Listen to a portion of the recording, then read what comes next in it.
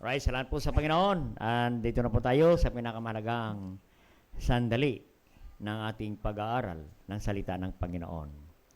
Dito po tayo sa Luke chapter 21. No? Because since this is our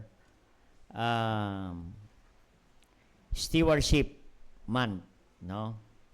Last Sunday, we study about the stewardship of our family, no?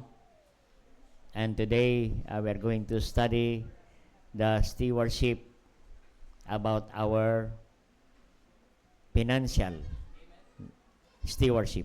Yan.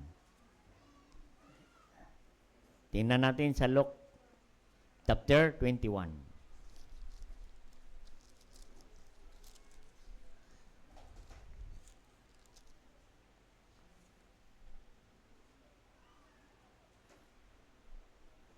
Alright, salamat po sa Panginoon. And 1 to 4, basahin natin ang salitan. Ang sabi ng verse 1 in Luke chapter 21, and he looked up and saw the rich men casting their gifts into the treasury.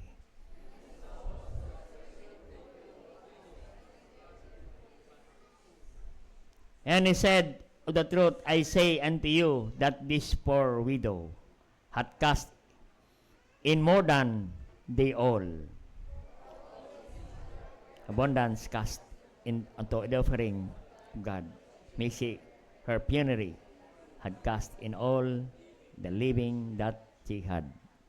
Alright, salamat po sa Panginoon. Tayo po mag-pray. Dakilang Diyos, salamat po sa salita naming pagkabasa ng inyong mga salita. Salamat o Diyos. At gabayan mo kami sa aming service ngayong umaga. Dalayan ko ang inyong lingkod. Gamitin mo ako, Diyos, upang yatid ko ang inyong mensahe ngayong umaga, o Diyos. Kausapin mo kami, o Diyos, heart to heart, through your words, O God. Salamat po sa passage na aming nabasa. Pagpalain mo po ang inyong mga salita, O Diyos. Maraming salamat muli, O Diyos, na binigyan mo kami ng pagkakataon na kami makasamba ngayon, O Diyos, sa Espiritu at katotohanan, Panginoon. Maraming salamat muli. Bless our heart today as we listen to Thy Word. Give us attentive spirit to Thy Word of God this morning. Cleanse our heart, forgive our sins, and all these things we ask in Christ Jesus' name. Amen. Alright, you may be seated, no? Ang counter verse nito in Mark chapter 12, no? Verse 41, no? Kung ating mabasa sa Mark chapter 12, no? Mababasa natin ang istorya ng gospel, no?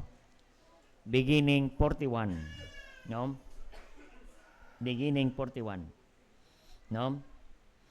Sabi diyan, and Jesus sat over against the treasury, and beheld now the people cast money in the treasury, and many there were rich cast in much. And there came a certain widow, and she threw in a 2 mites, which make a parting. And he called unto him his disciples, and to them, verily I say unto you, that this poor widow hath cast more in, that the which have cast into the treasury. Amen. Ito po, makita natin, ay sa istorya, makita natin na nakaupo ang Panginoon, no? Sa tapat ng hulugan ng mga kaloob sa loob ng templo, no? At pinagmasdan ng Panginoon ang mga naguhulog ng kanilang mga handog, ng kanilang mga salapi, no? Yan po, sabi ng Biblia, no? Kaya makita natin, napansin ng Panginoon na marami po ang mayayaman na naguhulog ng malalaking halaga. Yan po, no? Mga mayaman, no? Ang sabi niya, at makita natin, kapatid, no? As bilang paghuhulog, kasi nung araw ay wala namang paper money, no? Walang paper money nung araw. Yan ay made of silver, made of gold, made of copper. Yan po ang mga pera nung araw sa panahon ng ating Panginoong Kristo. Kaya mayroon silang box, no?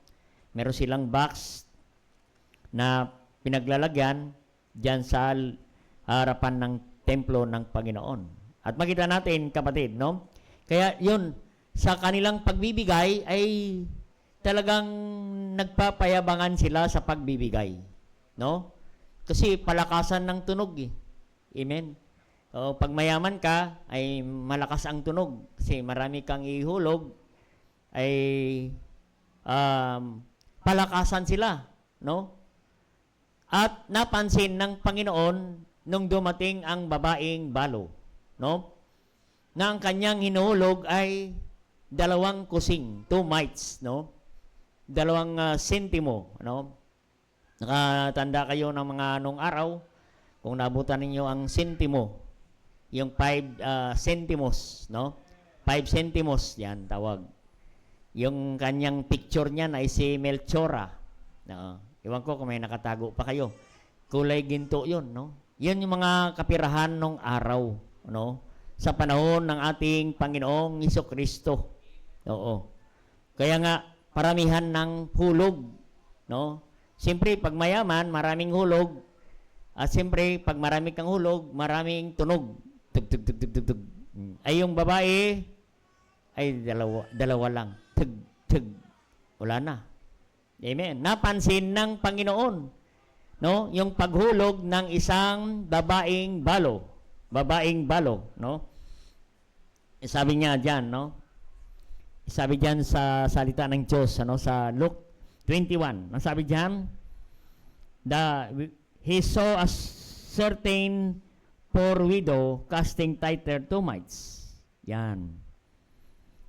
Casting 2 mites. Ang sabi dito, for all these have their abundance cast in the offering of God, but she of her penury, no? Sa kanyang kahirapan, no? Yung penury.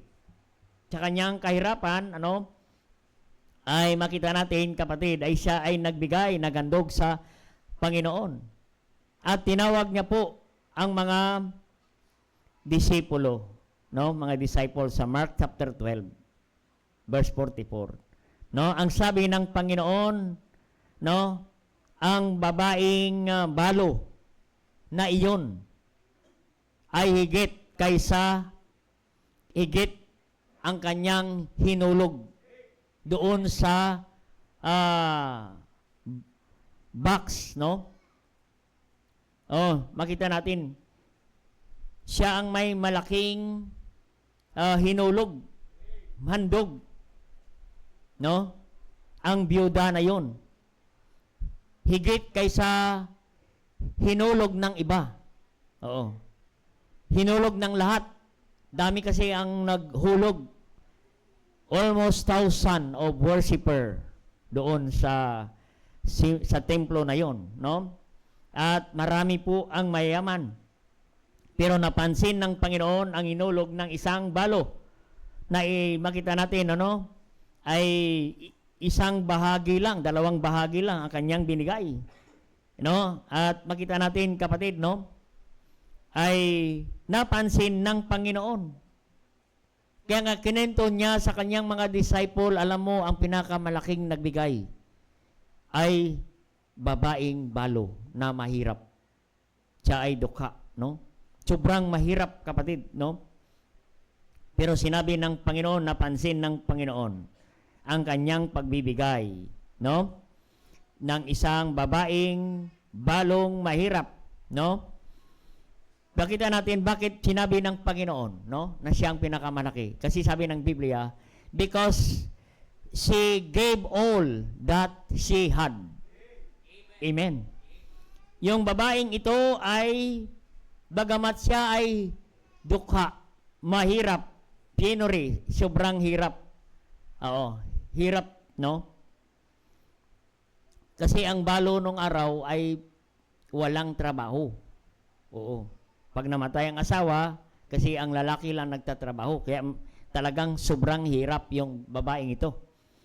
Pero sinabi ng Panginoon, Bagamat siya ay dukha, binigay niya ang buo niyang kabuhayan. Amen. She gave all that she had. Yan po. Kaya natuwa ang Panginoon sa kanyang pagbibigay. Amen. Yan ang mensahe natin ngayong umaga. Paano matuwa ang Diyos sa ating pagbibigay? Because the Lord so impressed the giving, not to the rich men who gave in their abundance. They gave more, no, than this poor widow. But God so impressed, God is so delight in the giving of this poor widow. Amen. Natuwa ang Diyos. The Lord is delight in her giving. Amen. Nawa ang Panginoon ay maging masaya sa ating pagbibigay. Hindi lang tayo basta nagbibigay. See to it na ang ating pagbibigay is not how much we give, but what we give to the Lord. How we give to the Lord. Paano natin binigay sa Diyos? Amen. Kaya that is not how much we give, but how we give to the Lord, na ang Diyos ay maging masaya. God, the Lord is delight in her giving. Amen. The Lord is delight in her giving. Naging masaya ang Panginoon sa kanyang pagbibigay. Amen. Yan po dapat ang layunin ng isang Kristiyano. Mapasaya natin ang Panginoon sa ating pagbibigay. Hindi lang tayo basta nagbibigay sa Panginoon, kundi see to it na ang Diyos ay masaya sa ating binigay. Amen. Yan po makita natin, kapatid, no? Anong makita natin, kapatid? No, mayroon tayong mga simpleng puntos dito, kapatid, no? Sa Luke chapter 21. And he looked up and he saw the rich men casting their gifts in their treasury. And he saw also the certain poor widow casting into their 2 mites. Amen. He looked up.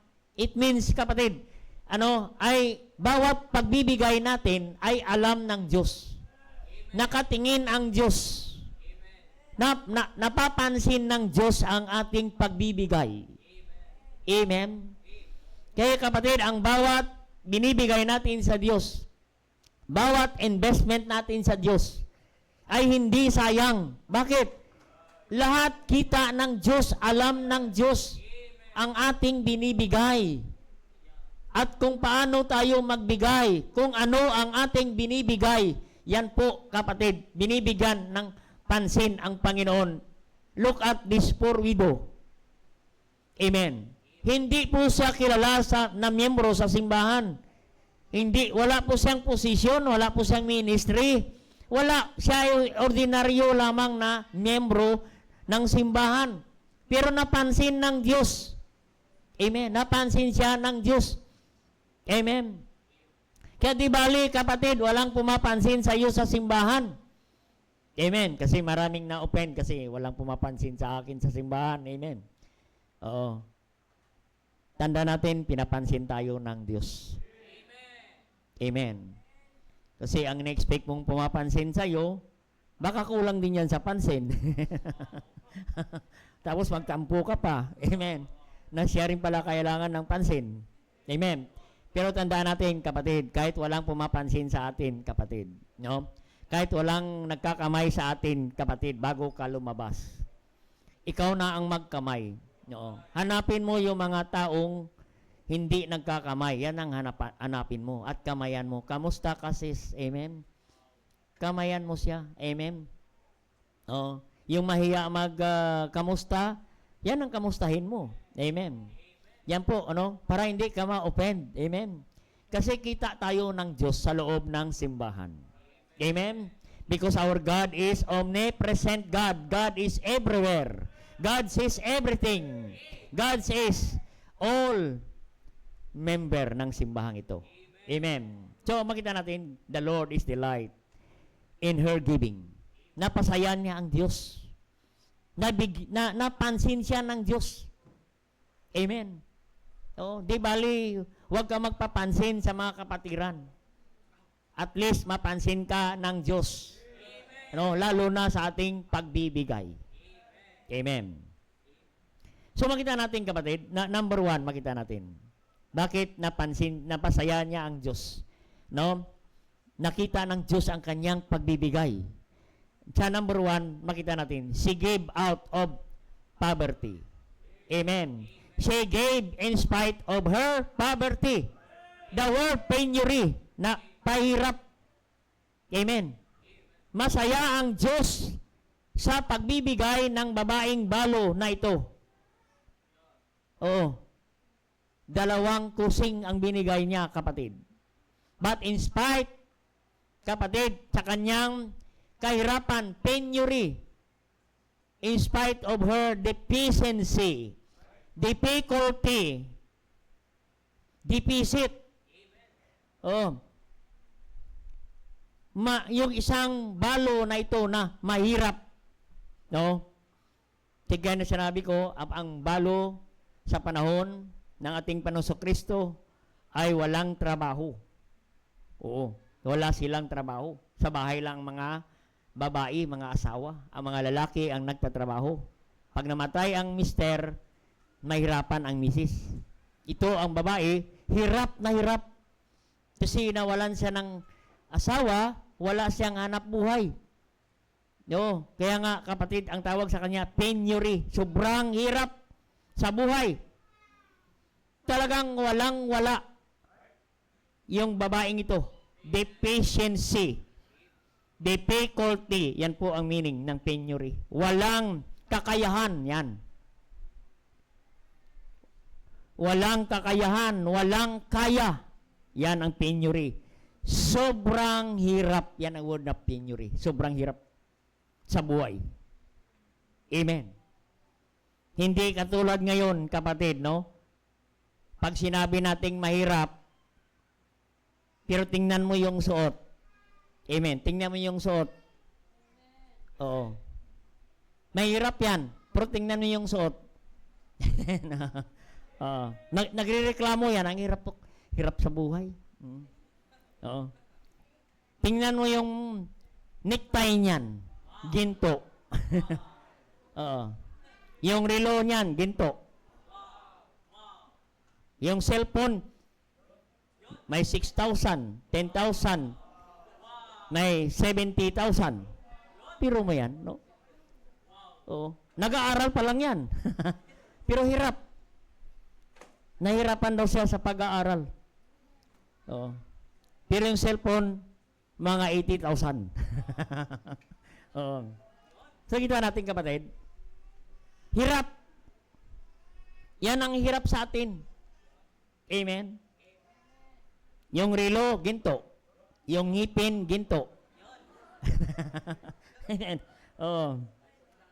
Makita natin, mahirap. Tingnan yung lipstick, iba-iba kulay. Kung saan-saan niya lang iguhit. Yung lipstick na inabot na ng kilay. Amen. Amen. Makita natin, kapatid. Pero, mahirap yan. Pag tanungin mo, walang pamasahe yan. Pero pulang-pula, makapal yung lipstick. Makita natin, kapatid, no? Hindi katulad ng babaeng balo na ito, kapatid. Pag mahirap, walang-wala. Tayo, pag sinabing walang pera, tingnan mo yung pitaka. May nakatupi dyan, 500. May nakatago dyan, no? Pero walang pera yan. Amen. Tapos sa kabilang pitaka, kabilang side, mayroon dong 1,000 ulit. Pero pag nasa lubong mo, walang pera. Mahirap daw siya. Amen. So makita natin, kapatid, no? Pero makita natin itong babaeng balo. Mahirap. Naghikaos sa buhay. Walang makain. Amen. Sa atin ang mahirap, Ang breakfast niya kanina, sinangag na may hotdog. Mahirap pa daw yun. Amen. Pamaya, ang kanyang lunch nakahanda na. Bagoong ang kanyang lunch na may kasamang kari-kari. Anong ulam mo? Bagoong? Naghihirap eh. Yung pala may kasamang kari-kari. Naghihirap. Amen. So makita natin kapatid, no? Pero makita natin ang balo na ito as wala pero nagbigay sa Panginoon. Kaya masaya ang Panginoon kasi walang natira sa kanyang pagbibigay. Natuwa ang Diyos. Yung mga mayaman, maraming natira. Marami pa siyang pera sa bangko. Marami pa siyang naipon, natago. Amen. Pero ang babaeng balo, binigay niya ang lahat, kapatid. No? Hindi siya nagreklamo. Amen. Ano ba yan? Si pastor, may commitment na naman. Oo. Sana naman ako dadaan. No? Oo. Kailangan makaiwas ako kay Brother Fernan. Oo. Minsan, sinasalubong ako ni Brother Fernan. Nahirap magbati si Brother Fernan. Makita natin kapatid, pero makita natin kapatid, no? Yung babaeng ito, bagamat sa mahirap kapatid, hindi siya nagreklamo pagdating sa pagbibigay, sa usapin ng pagbibigay, hindi siya nagrereklamo. Amen. Kaya kapatid, hindi siya nagrereklamo. Amen. Kaya kapatid, kaya sa Kristiyano, wala tayong, wag nating isipin na bilang Kristiyano, tayo ay mahirap. Hindi dapat mindset ng isang Kristiyano na tayo mahirap. Mahirap ka bago naligtas. Pero kung malapit na Panginoon darating, mahirap ka pa rin. Kailangan, kapatid, anong sabi ni David sa Psalm 37 verse 25?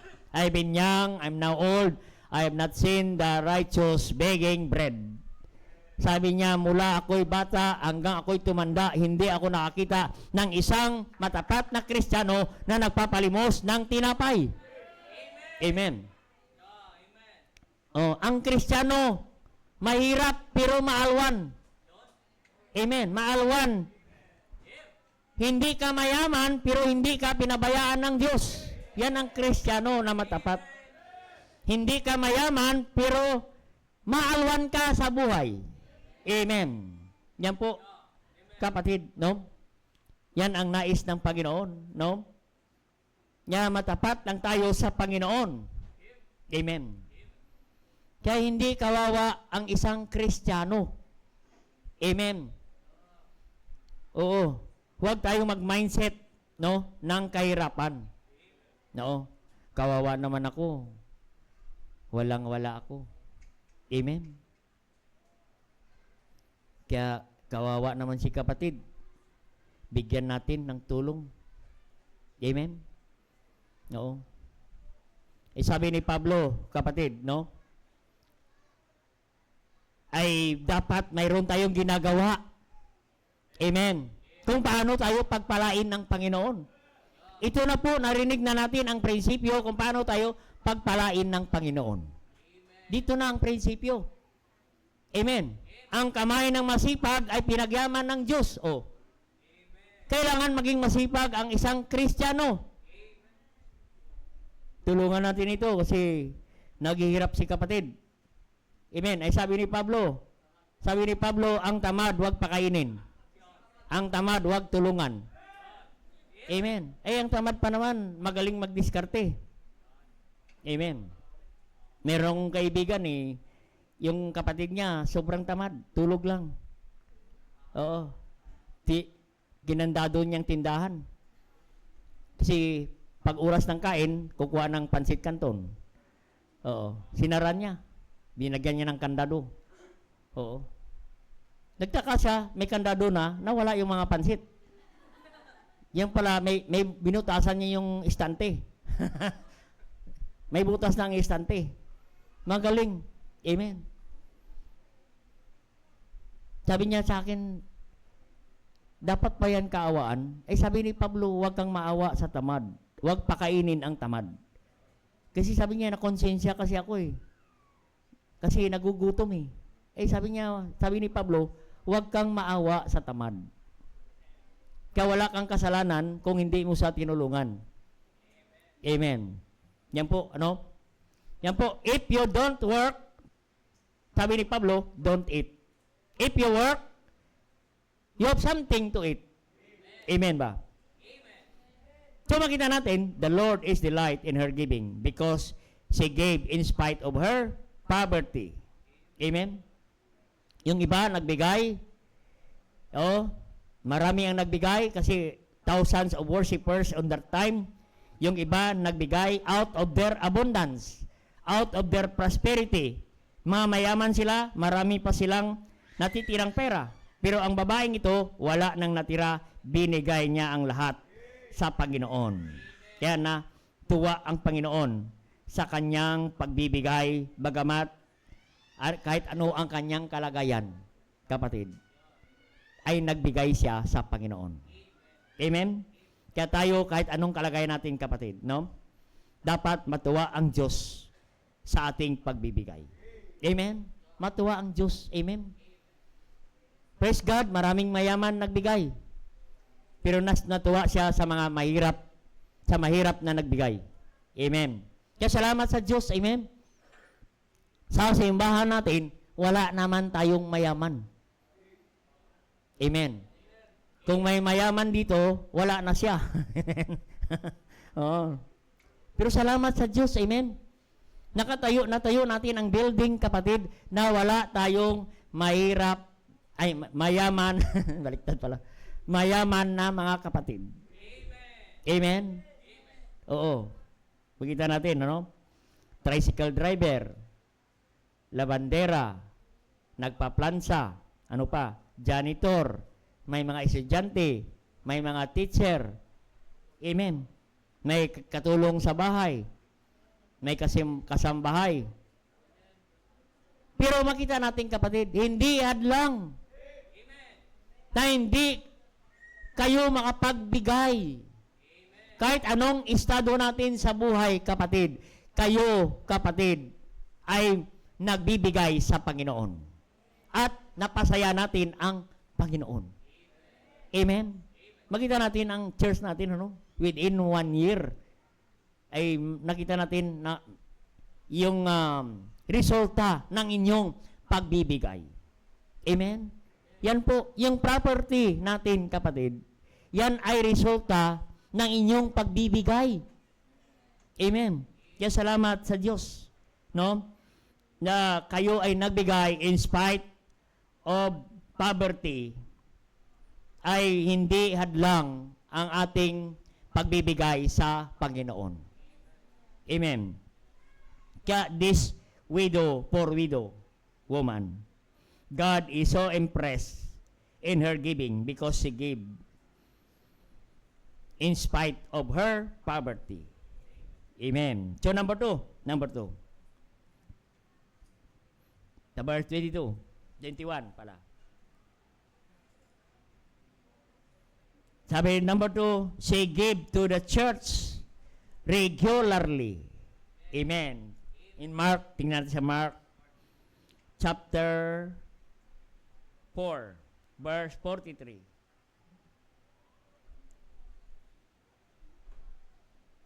Ano sabi dyan? Ay, sana pala.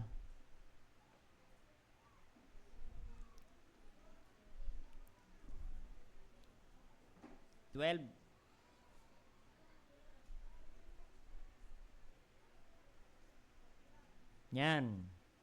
Verse 43. Look, Mark chapter 12, verse 43. And he called unto him his disciples, and said unto him, Verily I say unto you, that this poor widow cast in more, in that all that which cast into the treasury. Amen. Treasury. Amen. Yung treasury, yan po ang church. She gave to the church regularly. Amen. Yan po ang treasury. Yan ang templo ng Diyos. Amen. Treasury, tawag sa New Testament. Amen. Sa Old Testament, ang tawag sa church ay storehouse.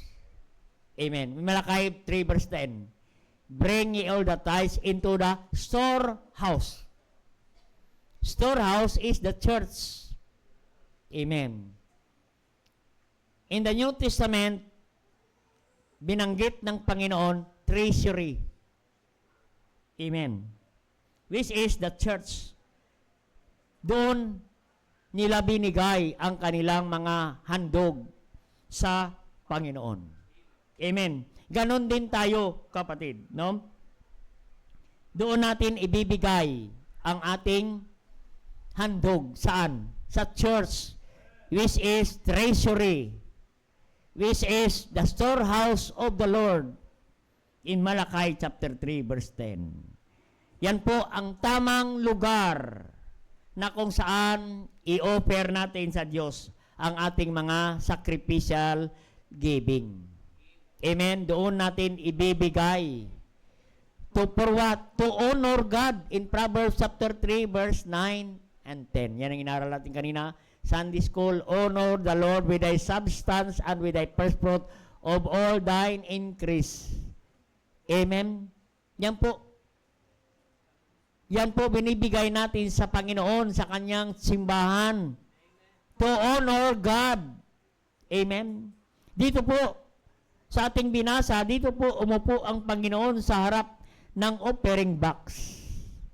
And the rich cast in much. Nakita ng Panginoon ang mga mayaman, marami ang kanilang bibigay, malalaki ang kanilang binibigay. Ito, dumating ang babae, ay na mahirap, nagulog ng 2 sentimo, yan po. Natuwa ang Panginoon. Amen? Natuwa ang Panginoon. Because she gave in treasury. Binigay niya sa simbahan. Amen? And she gave it to the church regularly. Amen? Yan po. Ibig sabihin, ang babaeng ito ay lagi sa simbahan. Amen. Kaya gusto natin mapasaya ang Panginoon, give it to the Lord regularly. Amen. Give it to the Lord regularly. Kailan? Every Sunday. Amen. Every first day of the week. Yan ang sabi na ang Sunday is the first day of the week. Ano yan? In 2 Corinthians 16 verse 2. Gina natin sa 2 Corinthians 16 verse 2.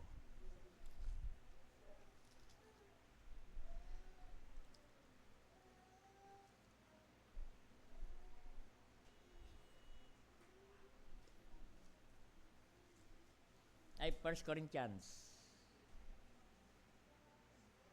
Yan, 1 Corinthians 16 verse 2. Upon the first day of the week, let everyone of you lay by him in store. Store. Sabi ni Pablo, that is the storehouse. Amen. Hindi yan department store. Amen. Store lang, store. Amen. Sabi na, upon the first day of the week, let every one of you lay by him in store, as God prospered him, as there be no gathering when I come. A first day of the week is Sunday. Ang sabi ng Biblia, let everyone upon the first day, ibig sabihin, regularly. Dapat ang Kristiyano ay nasa simbahan. Amen? Sabi niya, let everyone. Dapat ang bawat isa nasa simbahan every Sunday. Everyone eh. Amen. Sabi yan, yan po ang dahilan kung bakit tayo nandito sa simbahan. Amen. Kasi sabi ng Biblia, everyone. Maganda tingnan na ang bawat isa, bawat miyembro ng pamilya ay nasa simbahan. Sabi ng Biblia, let everyone. Amen. We are here to worship the Lord. Amen. We are here to honor God. Amen. We honor God by our offering to the Lord. Honor the Lord with thy substance. Amen. Honor the Lord with thy substance. Kaya na-impress ang Diyos sa balo na nagbigay ng 2 sentimo. No. Bakit? Dahil dinala niya sa simbahan ang kanyang handog sa Panginoon, ang kanyang offering. Amen? Dinala niya. Amen? Kaya maganda, sa Kristiyano, may dala ka pagsamba sa Diyos. Kaya tayo nasa simbahan para magdala ng ating handog sa Panginoon. Sabi ng Biblia, bring ye all the tithes. Di dalhin, amen. Paano mo dalhin yan na hindi ka nasimba? Kailangan makasimba ka para madala mo ang iyong handog sa Panginoon. Kasi ang mga handog natin, we honor God by our offering. Honor the Lord. Amen? Kaya maganda na dapat ang bawat Kristiyano ay regular sa simbahan. Amen? At ang sabi ng Biblia, everyone, ibig sabihin, individual. Oo. Tinitingnan ng Diyos ang bawat isa, individually. Kaya nga sabi niya, everyone lay by Him in store. Bawat isa ay magbigay, sabi ng Panginoon. Amen? Bawat isa. Oo. Ibig sabihin, si tatay may dala. Si nanay may dala. Mga anak may dala. Si baby may dala. Everyone eh. Amen? Yan po. Individual. Para individual din ang blessing ng Diyos. Amen? Bawat pagbibigay natin sa Panginoon, kapatid, yan po ay may blessing. May blessing. Amen. Anong sabi ng Luke chapter 6 verse 38? Give and may kasunod, it shall be given. Anong sunod? Good measure. Shaken together. Pressed down, shaken together, and running over. Yan po, kapatid, yung mga blessing. Sipin mo yan, nagbigay ka, may kasunod pa. Babalik sa iyo ng Panginoon. Kung ano ang sukat mo, yun din ang sukat. Kung press down, siksik, ligligin niya ng Panginoon. Pagliglig, umaapaw ang balik ng Panginoon. Kaya we cannot outgive God. Amen? May blessing. Kaya nga sabi niya, bring ye all the tithes into the storehouse. If you bring your tithes, pagdala mo pa lang. Anong sabi ng Panginoon? If I will not open the windows of heaven. Makita natin may word na if. Conditional. Amen. Word ang if, conditional. If you bring your tithes, the heaven open. Bukas ang langit. Amen. Mawala ang ulap. Amen. Oo. Bukas ang langit. No? Ay magbigay ka pa ng offering, ang sabi ng Panginoon, may pour out the blessing. Ihulog ko ang blessing. And there were no rooms to keep it. Ganda no ang blessing ng Panginoon. Amen? Nandyan na sa atin mga Kristiyano. Ang susi ng langit. Ang susi, pagbukas, tithes. Pag nahulog, offerings. Magbigay ka ng offerings. Tithes and offerings kasama. Amen? Kasi sabi ng Malakay 3:8, will a man rob God? Yes, you rob God in tithes and offering. Kasama ang offerings. Kaya pag sinama mo yan, kapatid, magbubukas ang langit at mahuhulog ang blessing at wala kang silid na paglalagyan. Amen. Kaya hindi ka kapusin. Amen. My blessing, no room to keep it. Amen. Makita natin, kapatid, no? May blessing ang Panginoon. Kaya hindi lang dapat tayo tither. No? Dapat tayo giver. May kasamang offering. Amen. Doon ang pagpapala ng Panginoon. Kaya tayo tinuturuan ng Panginoon magbigay. Hindi tayo gusto ng Diyos na tayo pahirapan. No. Not to impoverish us, but to bless every believer. Kaya nandito po ang salita ng Panginoon. Amen? Para hindi ka pahirapan, kundi ikaw maging maalwan sa buhay.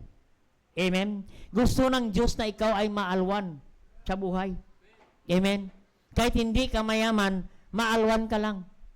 Hindi ka nagkukulang. Amen? Hindi ka nauubusan.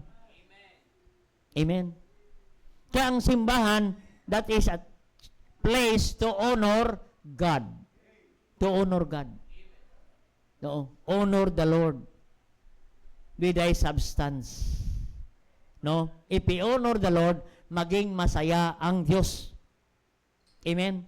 Pag masaya ang Diyos, nandoon kasunod ang pagpapala ng Panginoon. Nasabi niya, so shall thy barns filled with plenty. O, naaral natin kanina sa Sunday School. Plenty. No. To activate the blessing of God. Amen. To activate. No. Magbubukas ang blessing ng Panginoon. No. Hindi tayo pabayaan ng Panginoon. And thy presses with new wine. Anong presses with new wine? Umuusbong ulit ng bago.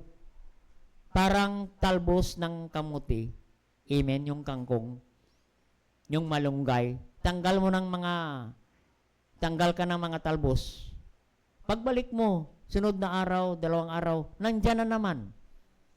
Amen. Ganon ang pagbibigay. Kaya nga, presses with new wine. May bagong usbong.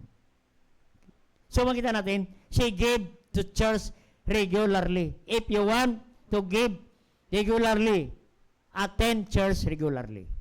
Amen? Attend ka sa simbahan. Amen? Kasi mayroong uma-attend once a year lang. Amen? Once a year, pag anniversary, tsaka siya magbibigay. Pagtapos ng anniversary, next anniversary na naman siya magsimba. Amen? Oh, mayroon namang nagsisimba ay quarterly. Quarterly. Every 3 months, diyan na, magsisimba na naman, 3 months. Amen. Hindi ganon. Irregular. Dapat regular. Amen. Upon the first day of the week, that is Sunday, is the first day. Yan ay araw ng Panginoon. Amen. Kaya dapat, kapatid, maging faithful tayo sa ating attendance. Regular tayo sa ating attendance. Amen. Kaya pag may problema tayo sa ating attendance, mapiktuhan ang ating pagbibigay. Pag napiktuhan ang ating pagbibigay, ano mangyayari? Mapiktuhan ang ating mga pagpapala ng Diyos. Amen. Mahadlangan ang pagpapala ng Diyos. Amen. Kaya ano mangyayari sa atin, kapatid? Magkaproblema tayo sa ating mga blessing. Amen. Maging buhol-buhol ang ating buhay. Amen. Maging magulo ang ating buhay. Amen. Kaya give regularly. Attend church regularly. Amen. Kasi ang pagbibigay, let everyone, para sa lahat. Regularly and individually. Amen. Bawat isa, ang pastor dapat magbigay, pag-preacher dapat magbigay, pag ikaw ay usher, dapat you give regularly, kung ikaw ay choir, you give regularly. Amen. Yan po. Pianist ka, you give regularly. Ano man ang iyong ministry, kapatid, you give regularly. Bawat isa, kapatid. no, is a privilege to give unto the Lord. Give it regularly. Kaya masaya ang Panginoon. Kasi ang widow woman na ito, the poor widow, ay nasa simbahan bawat pananambahan. Amen? Kaya gusto natin maging masaya ang Diyos. Come to church every Sunday. Come to church regularly. And God will bless you and your family. Amen. So, number three. Oo. Number 3, this poor widow, she revealed an attitude of humility. Amen. Nagpakita siya ng kanyang kababaang loob. Mayroon siyang pakumbabang loob, humility. Amen. Nagpakita siya ng pakumbabang loob. Amen. Kasi, nagbigay doon sa templo, mga mayayaman. Payabangan sila ng tunog, palakasan sila ng tunog ng kanilang mga offering. Ay yung babae, hindi na masyadong marinig. Dalawa lang, hindi napansin ng mga tao. Pero napansin ng Diyos. Amen. Kaya she revealed an attitude of humility. Nagpakita siya na siya mayroong may pakumbabang loob. Hindi niya ibig sabihin, hindi niya pinagyabang ang kanyang pagbibigay. Amen. Pero pinagmasdan ng Diyos ang kanyang pagbibigay sa templo. Amen. Hindi niya pinagyabang ang kanyang binigay sa Panginoon. No. Yan, ako nagbigay niyan, no? Ako nagbigay niyan, no? Yan. Yung malakas na tunog, akin yan. Amen. Yung babae, hindi napansin ng tunog, pero napansin ng Diyos. That's why God is impressed, God is delight in her giving because of her humble attitude. Amen? Humble attitude. Hindi niya pinagmalaki ang kanyang binigay. Tahimik lang ang babaeng balo sa kanyang pagbibigay.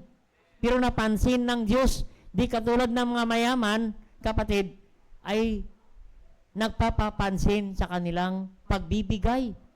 Amen. Alam mo, ako nagpagawa ng bintana na yan, no? Ako yan. Akin yung pintuan na yan, no? Pag kinuha ko yan, wala nang pintuan ng simbahan. Electric fan, akin yan. Oo. Mainit ang church pagka kinuha ko yan. Amen? Oo. Kaya huwag ka mag-backslide, kapatid. Baka mawalan kami ng electric fan. Amen? Dito ka lang para tuloy-tuloy ang hangin namin.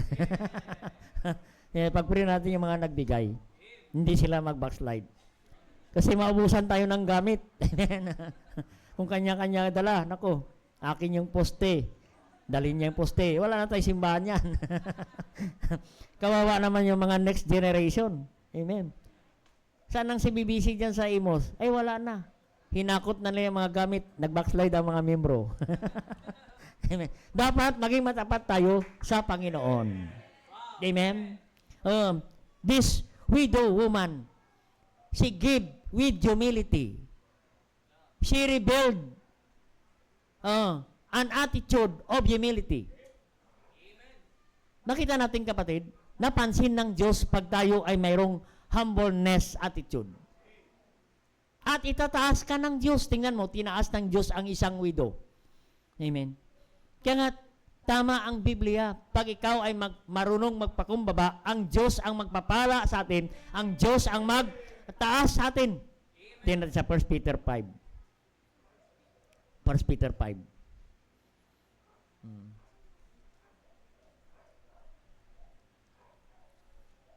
1 Peter 5:5. Likewise, ye younger, submit yourself unto the elder. Ye of you subject one to another, but be clothed with humility. Yan. Clothed with humility. This widow woman, clothed with humility. Why? Because God resisted the proud. Ayaw ng Diyos ng mayabang. Nagalit ang Diyos sa mayabang. But He gave it grace to the humble. Amen. He gave it grace to the humble. Ang sabi niya, pagpalain ka ng Diyos Kaya nga ang babaeng balo, pinagpala ng Diyos. Amen. Kaya yung mga mayaman, hindi napansin ng Diyos. Kasi nagyabangan sila, palakasan sila ng tunog, paramihan sila ng tunog ng kanilang mga handog. Yung babae, walang tunog. Hindi napansin ng mga mayaman ang pagbibigay ng widow na ito. Pero napansin ng Diyos. Because of her humility. Kaya itataas ka ng Diyos pag tayo ay humble.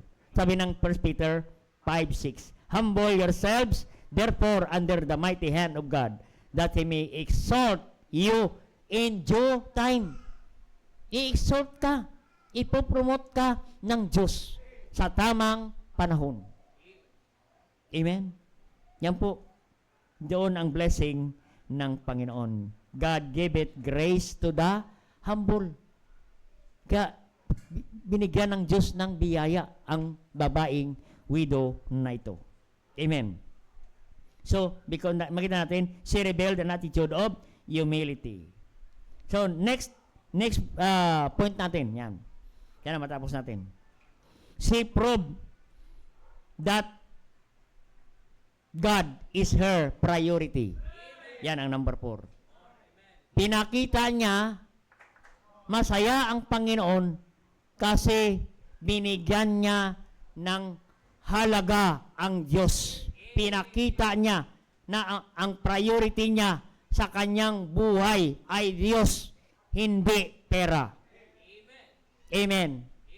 Hindi niya inisip ang pera. Ang isip niya, Diyos. Kaya binigay niya lahat. Kasi nagtiwala siya sa Diyos. Amen. Pag tayo ay nagbigay, pagtitiwala sa Diyos. Binigay niya lahat. Ano pa ang pagkatiwalaan niya? Wala na. Wala na siyang resources. Wala na siyang business. Wala na siyang puhunan. Binigay niya lahat ang kanyang puhunan. Ano pa? Pinagkatiwala niya ang lahat sa Diyos. Inuna niya ang Diyos. Amen. Kaya kapatid, no? Makita natin, inuna niyang Diyos. Kahit marami pa siyang pangailangan, marami pa siyang bibilhin, marami pa siyang babayaran, amen, mayroon pa siyang due date, darating ng Meralco, darating ng tubig, oo, kailangan pa ng gas, naubusan ng gatas, naubusan ng bigas, naubusan ng asukal, puro as lahat. Oo, ubos, wala. Pero hindi niya iniisip yan. Ang iniisip niya, Diyos. May Diyos siya. Unahin ko ang Diyos. Sa Kanya ang lahat. If you have Jesus, you have everything. Amen. Hindi niya tiningnan kung ano ang mayroon siya. Ang tiningnan niya, Diyos. Nakatuon siya sa Diyos. Kaya binigay niya ang lahat. Because she proved that God is her priority in her life. Oh, malaga sa kanya ang Diyos kaysa pera. Amen. She loves God more than money. Amen. Mahal niya ang Diyos kaysa pera. Amen. Hindi masama na marami tayong pera. Amen. Ang masama, mahalin mo ang pera kaysa Diyos. Ipagpalit mo ang Diyos kaysa pera. Kaya inuna niya ang Diyos, kapatid, dahil kaysa kanyang sarili. Inuna niya ang Diyos, kapatid. Kasi naniwala siya sa prinsipyo ng Matthew 6:33. Pag inuna mo ang Diyos, but seek ye first the kingdom of God and His righteousness, and all these things shall be added unto you. Naniwala siya sa prinsipyo ng Matthew 6:33. Pag inuna mo ang Diyos, hindi ka pabayaan ng Panginoon. Amen? Amen. Hindi ka magkukulang, kapatid. Lagi kang may dagdag. Added unto you. Ay paghuli ang Diyos, kapatid. Ano mangyari sa atin? Lagi tayong kinukulang. Lagi tayong naghahabol. Lagi tayong kinakapos, kapatid. Bakit? Mali ang ating prinsipyo. Lagi nating huli ang Diyos. Amen? Ang binibigay natin, yung mga sobra na lang. Dapat unahin natin ang Diyos. Isipin mo ang babaeng balo, walang sobra. Binigay niya lahat. Ang mga mayaman, ang binibigay nila, sobra lang. Amen. Kaya masaya ang Panginoon kasi binigyan niya ang Diyos ng priority. O inuna niya ang Diyos, kapatid. Kaya dapat, kapatid, unahin natin ang Diyos sa lahat ng bagay. Maging sa oras, unahin natin ang Panginoon. Amen. Kaya malaga ang pagdalo sa simbahan. Come on time. Kasi yan ang po nagbibigay na nagpapakita tayo na tayo ay inuuna natin ang Diyos. Kasi pag inuuna natin ang Diyos, kapatid, hindi ka huli sa Diyos, uunahin ka rin at dadagdagan ka ng Diyos. And His righteousness, amen? Seek ye first the kingdom of God and His righteousness, kaya kalooban ng Diyos ng mga Kristiyano. Amen? Nasa simbahan. That God is our priority in our life. Amen? Unahin natin ang Diyos. Matthew 6:21, for where your treasure is, where your heart also. Amen? So this widow woman, anong pinakita niya, kapatid? Pinakita niya na ang Diyos priority sa kanyang buhay. Pinatunayan niya na ang Diyos ay priority. She proved that God is priority in her life than all her living, kapatid. Than money, kapatid. Hindi niya pinagpalit ang Diyos sa pera. Binigay niya sa Diyos, pinagkatiwalaan niya sa Diyos at nagtiwala na lang siya sa Diyos, hindi sa pera. Amen? Yan po, ang number 4. And number 5, she gave it abundantly. She gave it abundantly. Ano sabi ng Panginoon? Mga disciple, siya ang pinakamalaking nabigay. Bakit? She gave all that she had. Binigay niya ang lahat ng kanyang kabuhayan. Oo. Binigay niya ang lahat ng kabuhayan. Oo. Wala siyang tinira. Amen. Hindi tira ang binigay, kapatid. Walang natira sa kanyang pagbibigay. Kaya she gave abundantly. Sinagad niya ang kanyang pagbibigay. Hindi siya natakot magbigay.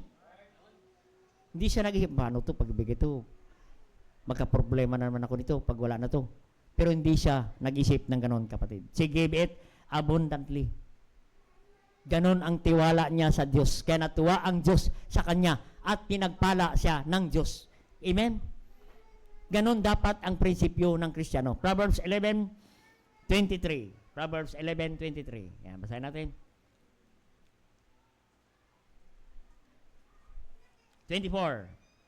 There is that scattereth. Amen. Scattereth. Inubos niya. Scattereth. Yet increaseth. Amen. Makita natin yung prinsipyo ng Diyos. Ang nagsabi nito si Solomon. Si Solomon ay pinagpala ng Diyos. Amen. There is that scattereth. Increaseth. Amen. Kaya ang taong mapagbigay, sabi niyan, yung scattereth, masagana ang pagtatanim, sagana din ang ani. Amen? Scattered. Bukas palad, yung scattered. No? Bukas palad sa pagbibigay. Lalong pinagpala ng Diyos. Amen? Lalong pinagyaman ng Diyos. Lalong naging sagana ang kanyang buhay. Amen? Yan po. Sa verse 24. Kasunod, 25. Yan pa. He that withholdeth more than is meet, it tendeth to poverty. Amen? Yan po. Yung withholdeth, sarado. Kanina, bukas. Ang bukas, palad, pinagpala ng Diyos. Ang sarado, lalong kinukulang, lalong naghihirap. Yan po ang prinsipyo ng Panginoon. Amen? Kaya makita natin, kapatid, she gave it abundantly. Amen? Bukas ang kanyang kamay sa pagbibigay. Amen? In verse 26, the blessing shall upon the head that selleth the blessing. May blessing sa pagbibigay. Lalo siyang pinagpala ng Diyos.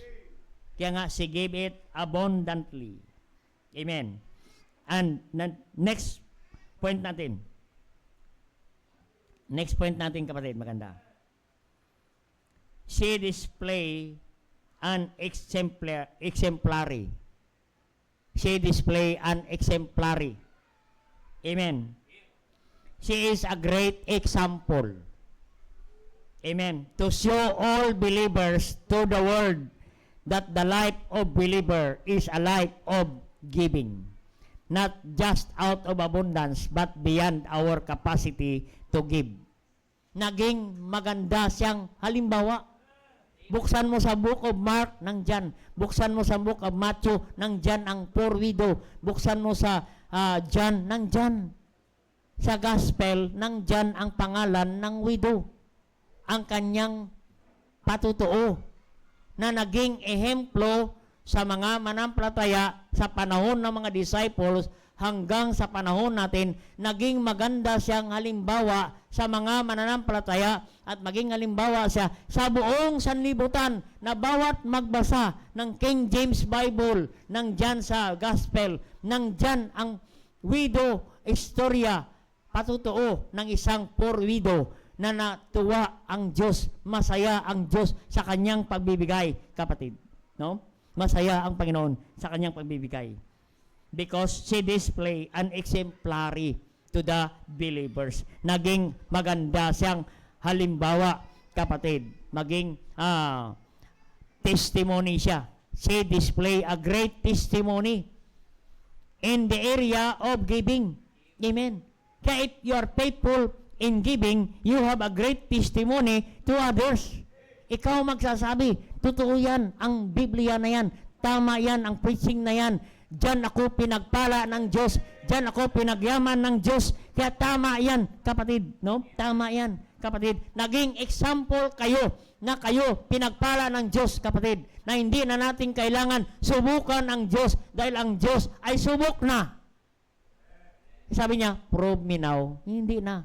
God is already proven to every believers na matapat sa pagbibigay, matapat sa tithes, matapat sa offerings, matapat sa first fruit, kapatid, sila ang magsasabi, magpapahayag sa atin, magsasabi sa atin na sila pinagpala ng Diyos.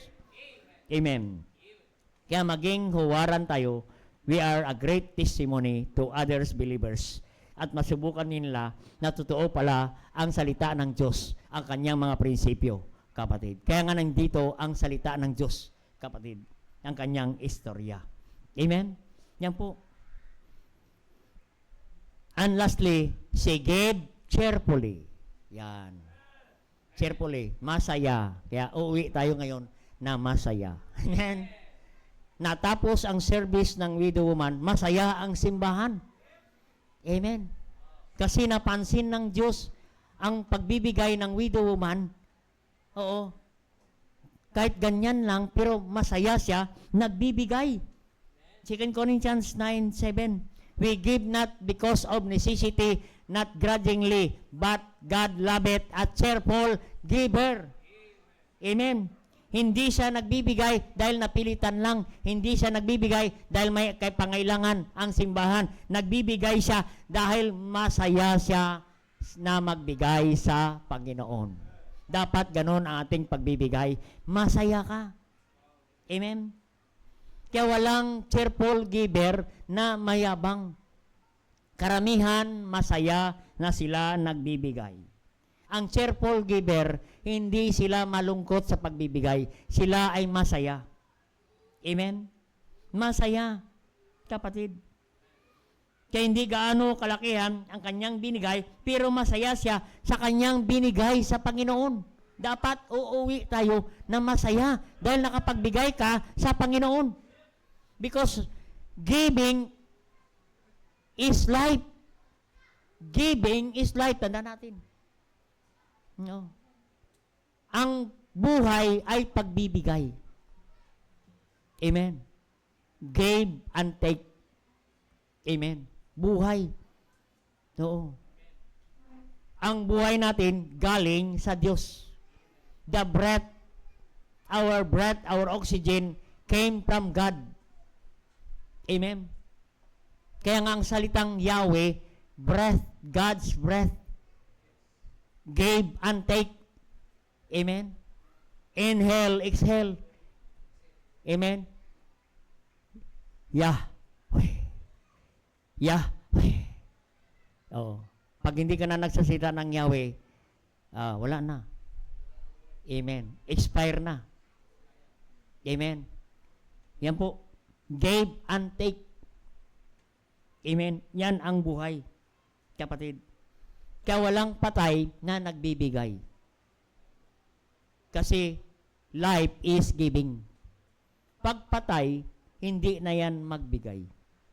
Tayo na ang magbigay. Amen. Kaya piliin mo. Gusto mo magbigay o tanggap. Kaya it is more blessed to give than to receive. Amen.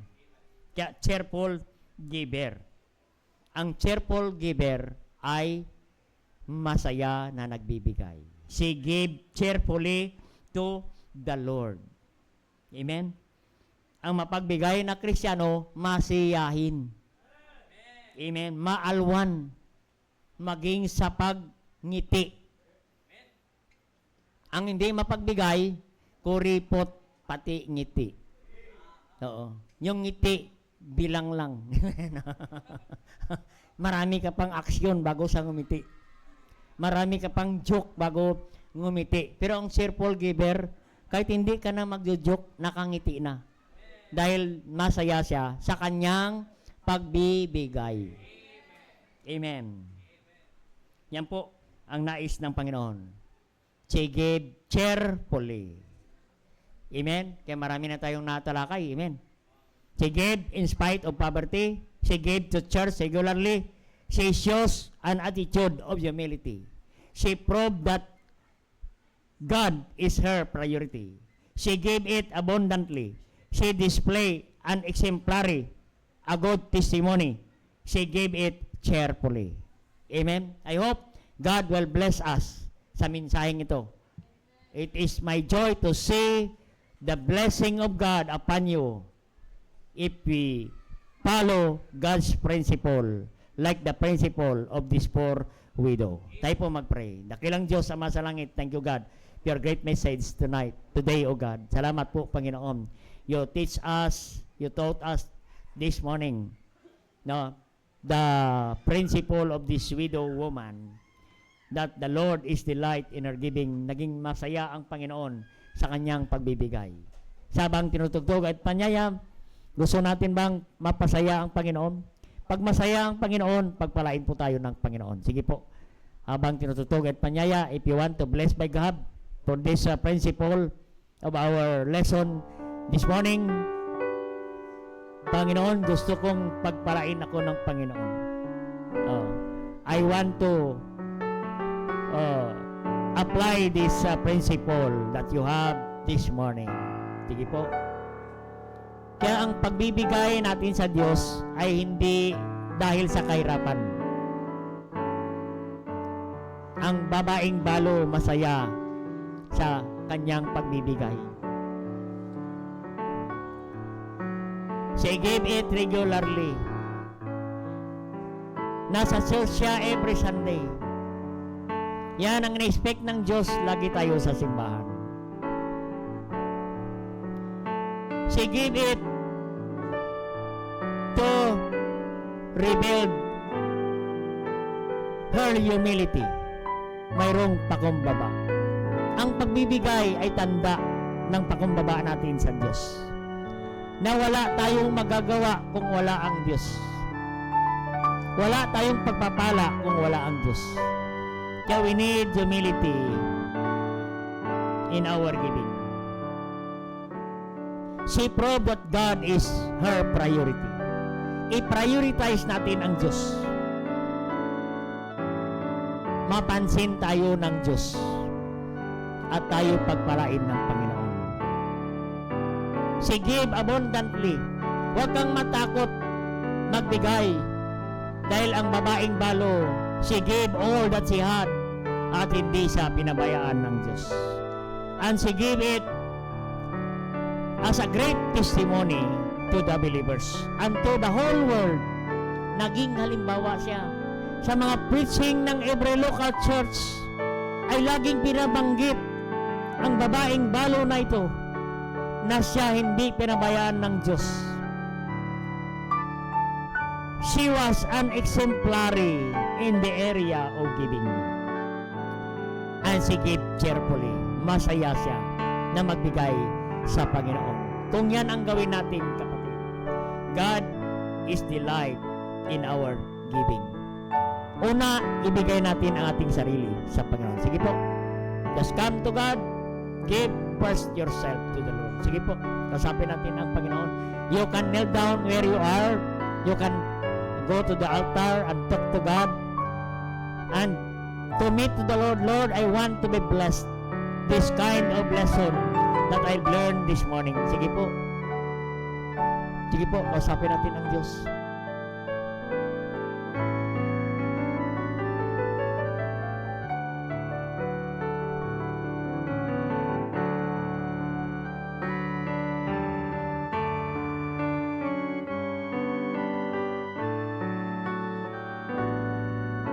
Dakilang Diyos, mga praise lahat. Thank you, God, for a great message, revival message this morning about the principle of stewardship today, O God. Thank you for the response of the brethren who come to you with humble hearts, O God, in the altar. Bless their commitment, O God. Salamat po sa mga anak nyo. Makasama namin ngayon, Panginoon, sa online. Bless them also, O God. Salamat po sa mga anak nyo nandito ngayon. Continue to bless them, O God. Salamat.